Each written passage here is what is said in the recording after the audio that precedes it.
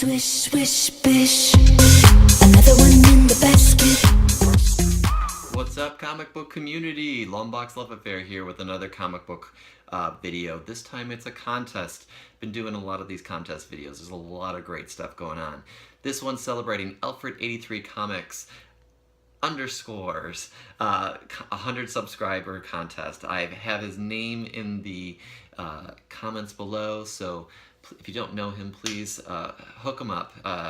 Check him out, subscribe. He has some really great stuff. He has a great eye, and definitely someone to be aware of in the YouTube community. So I've caught on to him a little bit ago, and just love watching what he produces. So, and he's also really great. He's a great commenter on a lot of the videos that I produce, and just always appreciate hearing from him. So hit him up, subscribe him, like his videos, and if you're not a subscriber to me, subscribe to my channel too. So his 100 subscriber contest, great achievement. I was there just a little bit ago. So Alfred83 Comics subscription 100 subscriber contest is 1, you have to be 18 years or older. I am. You have to be subscribed to him, which I am. And then you have to shout out 2 YouTubers, which I'm happy to do, that are under 150 subscriptions. So I'm going to shout out 3 that I haven't shouted out in recent videos. So Games has around 74 or so subscribers right now. Hit him up. He has some videos out there. There's not a whole lot of videos of his yet, but he's just warming up. So check out Games. Also, Comicholics. It's a couple that is putting some videos out there. Funny, and just kind of quirky videos. Enjoy what they do. Enjoy the rapport and enjoy what they're showing. So hit them up. They're at about 125 as of right now. And then last but not least, Gomez Comic Collector. He just has a comic contest video submission open right now for a little bit. So Gomez is over 100, but around 127 or so right now. So he's always commenting on my videos and checking them out and offers some really great advice. So hit him up. So Alfred83 Comics has asked for me to talk a little bit about what are my top 4 X-Men books. So I have the top. That's hard. How can one pick 4 out of the thousands and thousands of X-Men comic books out there? So it is a challenge. But so what I basically did is I looked at what my top books that I pulled and that I'm hoping to maybe have graded or just wanted to read again. And I have a lot of stuff in storage, so I pulled the ones that are readily accessible and that have a special place in my heart. I do have an honorable mention, so I have 5, but you'll get the gist of it. I am not showing my X-Men #1 because I just got that not too long ago, and I've been showing it elsewhere, so I think it's had its day on the YouTube community. But the honorable mention I want to show before getting to the books is Old Man Logan, Wolverine 66, the Old Man Logan storyline. This is a really great read. If you haven't read it yet, if you've been under a rock, go get the trade, get the books. You can get the whole collection on eBay for under $100. It's a hot series, hot art by Steve McNiven, and I'm looking for a better copy of the variant edition, but this is the regular edition. Wolverine 66, just super cool book. So, in no particular order, because they're just how they're laid out, my top 4 X-Men at this moment, and this time, begins with NYX #3.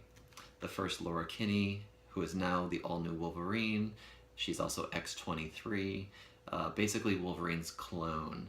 This was a big controversy. People thought she was his daughter back when it first came out. I think I bought it for about 30 bucks. It's now going for 300 or so, maybe more, maybe less, depending on the day. Hard book to find. This is in beautiful condition. I'm going to take it to get graded at Baltimore Comic Con so I can preserve it. This will never leave my collection. Just beautiful book. So, X-23, plus beautiful Josh Middleton art. This is around when the time he was coming on the scene. So I remember seeing this at the convention, just on the wall. I was like, give it to me. next up is 2 of the same issue, and there's a story behind each of them. Let's see. So we'll start with the original one. So, New Mutants, 98, first appearance of Deadpool. I bought this for $10. Actually, this was a Christmas gift. Got it for $10. You know, people, those of you that know what this is not going for anything less than $200 in excellent condition, and sometimes $300 or $400. So this is my personal copy. It's in really good condition. I'm gonna grade it. And then I was going to a yard sale. Actually, no, it was an estate sale a couple years ago. And this is what really got me into digging deeper beyond the comic conventions and behind the comic stores. Went to this estate sale. Someone said, there's comic books there. Go check it out. All these X-Men books. I got the first Sinister. I got the first Gambit. A bunch of other things. I spent $35. I went through all the books. And I walked in there saying it'd be great if there was a copy of New Mutants 98. It's in the Deadpool hype. He was just starting. His movie had just come out. And all the books were $1.75. So I got the first Gambit, first Sinister, all $268, $266, all those stuff. And then I looked and they didn't have it. And then I was like, let me look again. And so I went back into the pile and I had missed it. A second copy. $1.75, estate sale, and it's in really good condition. There are some spine cracks, but not much. I am going to get this graded as well, because it is just a beautiful book. It's probably in the high 7s to 8s, which isn't bad to me, especially for the price I paid. So I'm a big fan of Rob Liefeld's art. That was early Cable, and it was my sweet spot in terms of when I was collecting. The other book I'm really liking is more of a modern one, and it is Uncanny X-Men, Uncanny X-Force #1. This relaunched the X-Force industry, and it brought Kid Apocalypse onto the scene, first appearance here. Beautiful artwork, great story. It has a bit of nostalgia with the Horsemen of Apocalypse, new X-Force team. Everything about this I ate up. I loved this series. So anytime I see cheap copies of this, I pick it up. It's usually $10 or more, probably on the more side. So just really psyched about this book and glad it came out. I wish the current run of X-Force was along this lines. Seems like there's some potential, but this run is beautiful. And then last but not least, in terms of X-Men comics, is my first appearance of Cable. And this book is the first expensive book that I ever purchased. And I should say my mom purchased it for me. $50. I showed this in another video too. This got me noticed by the comic store owner that I first started to go to in my hometown. And he had it on the wall. My mom kept on talking to him about things. And lo and behold, we formed a relationship with that purchase. I mean, granted, it's a customer, buyer, the customer-seller relationship, but he's a cool guy. And then we've, gotten to know each other a little bit more personally over the years. He, holding things, and I haven't been going there too much because it's 8 hours away now. But whenever I go home, I visit him. Take a look at what he has. I will email him or text him and see if he has certain things. So he got me my Spawn Thank You issue. He had it, and he sold it to me for $100 and mailed it to me, and that was a good relationship to have because I couldn't find it anywhere here.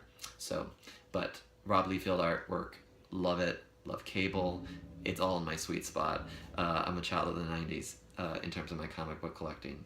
So those are my X-Men issues. Love them all. But these are my favorites.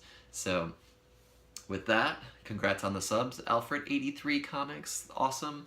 And here's to 100 more, or even more than that. So people, if you like this video, subscribe, hit the like button, comment me up, and we'll go from there. All right, have a good one, everyone. Your number, 'cause you're a joker, and I'm a courtside killer queen.